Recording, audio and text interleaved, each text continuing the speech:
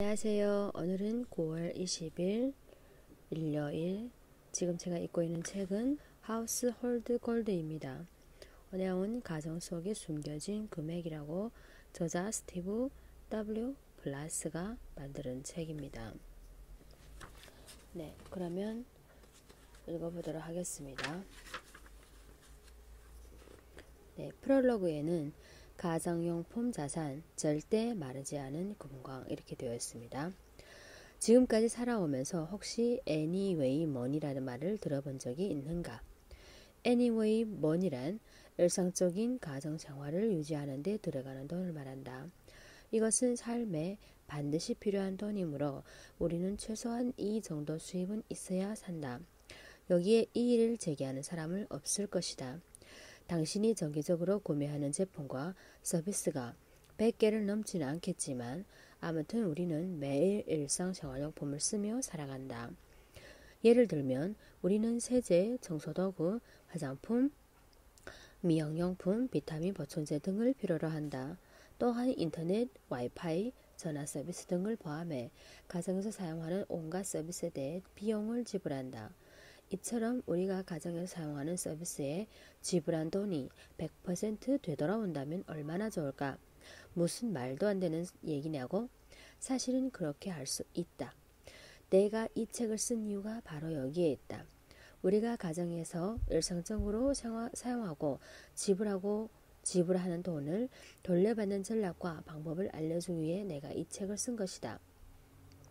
단순한 리베이트가 아닌 현금 흐름에 주목하라. 지금 내가 가르쳐주려 하는 전략은 디스커버 카드가 당신이 물건을 구매하느라 쓴 비용을 왜 돌려받지 못하는가 라고 말하는 맥락과 비슷하다. 정말 왜 돌려받지 못하는 걸까? 이 책에서 나는 디스커버 카드가 해결하지 못한 문제를 짚어본다.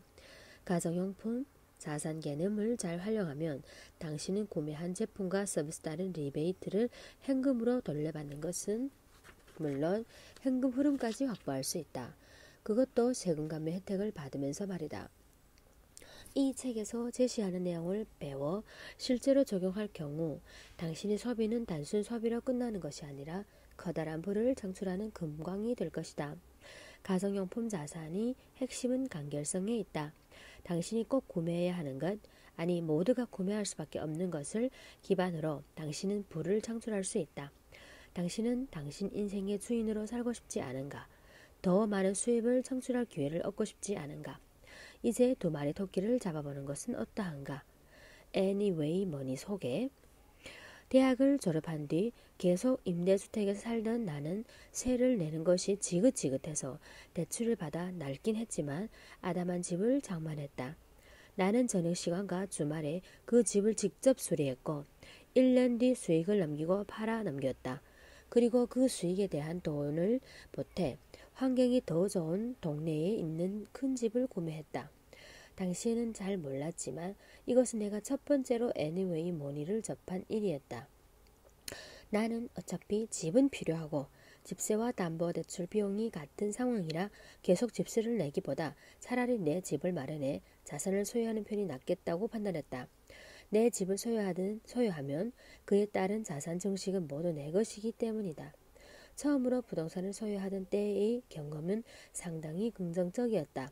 그 경험을 살려 나는 부동산에 계속 투자했고 현재 수십만 달러의 가치가 있는 몇 채의 아파트와 세 채의 공동주택을 소유하고 있다.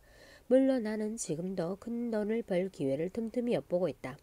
주택을 소유해 임대해주면 굉장한 이점을 누릴 수 있다.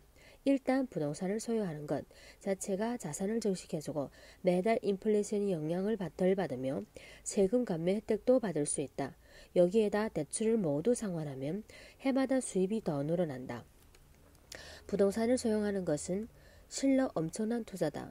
백만장자의 70%가 부동산으로 부를 쌓았다는 통계가 있을 정도다. 아무튼 살아가려면 집은 꼭 필요하고 그 필요를 충족시키려 할 때 임대하는 것보다는 소유하는 것이 더 낫다. 그러나 실소유자로서 집을 구매하는 것과는 달리 자산 투자에는 상당한 자금이 필요하다. 그것은 일상생활을 유지하는 데 들어가는 비용과는 다른 개념으로 부동산 소유 자금뿐 아니라 필수적인 지출, 이를테면 인테리어비나 긴급 수리비 등의 비용도 필요하다. 가령 자녀에게 중고차를 선물할 때나 주식시장 또는 부동산에 투자할 때는 투자금이 필요하다. 특히 부동산 투자에는 많은 돈이 필요하지만 현실적으로 많은 가정에서 이런 투자금을 마련하기가 쉽지 않다. 집에서 자본을 만나게 된 계기. 부모님이 돌아가신 후 유산을 물려받은 나는 부모님이 자산을 청산하는 일을 도맡았다. 나는 종이가 너덜너덜해질 때까지 부동산 관련 문서를 들여다봤는데 그중 2개의 문서가 유독 눈에 들어왔다. 첫 번째 문서는 부모님이 집을 4만 달러에 내놨을 때 기록한 결산 문서였다. 두 번째 문서는 부모님이 구매한 가구, 옷, 액세서리 등을 판매한 경매인이 기록한 최종 회계 문서로 총 1만 달러 이상이었다. 이걸 보고 나서 나는 부동산뿐만 아니라 살림살이도 자산이 된다는 것을 깨달았다. 집을 소유하면 자산이 증식되므로 임대하는 것보다는 집을 소유하는 것이 낫다. 그런데 집이 자산이든 집안에도 자산이 존재한다는 사실에 관심을 기울인 사람은 많지 않다. 나 역시 부모님의 유산을 정리하면서 처음으로 관심을 기울이게 되었다. 그때의 생각이 아직도 생생하게 난다. 월세를 내며 사는 것이 아니라 꼭 내 집을 마련해야겠다. 내 집을 바탕으로 자산을 증식할 수 있으니 말이다. 집이 자산을 증식하듯 가정을 유지하는 살림살이도 자산을 창출할 수 있겠구나. 그런데 아무도 가정용품이 자산이 될 수 있다는 생각을 하지 않아. 사람들은 일상생활을 유지하기 위해 한 달에 보통 수백 달러에서 수천 달러 이상을 지출한다. 문제는 수백만 명이 일상생활용품에서 자산을 창출하지 못하고 해마다 1조 달러 정도를 손가락 사이로 모래가 빠져나가듯 흘려보내고 있다는 사실이다. 이 얼마나 커다란 낭비인가. 금광을 손에 쥐고도 그걸 깨닫지 못하니 말이다. 가정용품 절대 없어지지 않는 금광. 당신의 가정에 얼마만큼 자신이 숨어 있는지 계산하는 간단한 방법이 있다. 소유주의 보험증권을 보면 개인 자산을 잃어버렸을 때 얼마나 보상받는지 그 보상 내용이 잘 나와 있다. 나는 내 집의 보상액이 9만 7천 달러에 달한다는 기록을 보고 깜짝 놀랐다. 우리 집의 내구 소비재, 한번 사면 비교적 오래 쓰는 물품을 말한다. 즉 가구, 옷, 침구, 공용품 등의 그 정도의 가치가 있다는 얘기다. 실제로 내가 소유한 살림살이 자산은 9만 7천 달러 이상이다. 나는 가정에서 사용하는 소모성 품목을 관리하고 있는데 용도가 다하면 늘 새로운 물건을 구매한다. 예를 들어 지난달에는 딸 아이에게 새 컴퓨터를 사주었고 오래된 VCR을 다목적 DVD, VCR, 플레이어로 바꿨다. 내가 사용하는 침대 블라인드도 천장에서 바닥까지 닿는 커튼으로 바꿨다. 나는 한 달에 500달러에서 1000달러 이상을 들여 일상생활용품을 사들인다. 서너 명의 아이를 키우는 가정은 분명 나보다 2~3배는 더 지출할 것이다. 가정용품이 절대 마르지 않은 금광인 이유가 여기에 있다.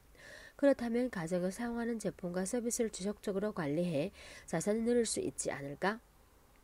확실한 사실에 주목하라. 어쩌면 당신은 다른 사람들처럼 자산을 늘리기 위해 돈을 투자하고 있을지도 모른다. 그 투자에서 기대한 만큼 이익을 얻고 있는가? 한 가지 좋은 소식은 당신이 절대 마르지 않은 금광을 손에 쥐고 있다는 사실이다. 단, 당신이 아직 그것을 깨닫지 못하고 있다면 당신은 그것을 다른 사람이 낚아채도록 방치해두고 있는 셈이다. 당신은 해마다 가정용품을 사들이느라 많은 돈을 쓰고 있을 게 분명하다. 그런데 여기에서 이익을 창출하고 있지 않다면 당신은 기회를 놓치고 있는 것이다. 우리는 확실하고 정확한 사실에 주목해야 한다. 미국인의 70%는 주택이 자산 증식 효과를 잘 알고 있기 때문에 내 집 마련에 힘쓴다. 우리가 일상적으로 사용하는 가정용품도 자산을 창출하는 확실한 방법이다. 문제는 전 세계적으로 자신이 소유한 자산을 기반으로 수익을 창출하는 사람이 매우 적다는 데 있다. 좋은 기회를 놓치고 있으니 이 얼마나 아까운 일인가. 당신은 어차피 주택 임대료나 주택 대출금을 지불할 테고 일상생활용품을 구입하는 데 돈을 쓸 것이다. 만약 내 집이 내 자산을 증식해주든 당신이 일상생활용품을 사면서 수익을 창출할 수 있다면 어떨까? 이제부터 나는 이 책에서 대다수가 강구하는 부를 창출하는 방법을 집중적으로 살펴볼 생각이다. 가정용품 자산, Anyway Money 회복 프로그램. 일상생활을 유지하는 데 필요한 돈인 Anyway Money는 오늘날 평범한 사람들에게 더욱더 중요한 의미로 다가오고 있다. 이것이 평범한 사람도 자신의 꿈을 실현해 삶의 주인으로 살아갈 기회를 제공하고 있기 때문이다. 이미 가정용품 자산 개념을 이해하고 열심히 노력한 사람들은 본업으로든 부업으로든 애쓴 만큼 수익을 창출하고 있다. 또한 이들은 미래의 꿈과 목표를 향해 전진하며 인생을 주도적으로 살아간다. 간단하고도 확실한 전략을 담고 있는 이 책은 당신이 가정 경제를 잘 관리하고 미래를 꼼꼼하게 계획해 삶의 주인으로 살아가도록 도와줄 것이다. 어차피 돈을 쓰지 않고는 살 수 없는데 당신은 얼마만큼 돈을 벌고 싶은가?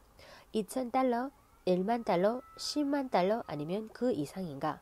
당신의 꿈과 목표가 무엇이든 그것을 이루기 위해 가정용품 자산 개념을 활용하기 바란다. 전 세계적으로 이미 많은 사람이 이 개념을 적용해 꿈을 이루고 있다. 당신은 어떠한가? 당신이 소유한 가정용품은 모두 당신의 자산이다. 그 가정용품을 관리하라. 살아가면서 꼭 필요한 당신의 가정용품으로 기반으로 수익을 창출하라. 가정용품을 그냥 소비만 하는 개념에서 벗어나 자산으로 바꾸는 단계로 나아가야 한다. 네, 여기까지가 프롤로그였습니다. 오늘은 여기까지 하겠습니다.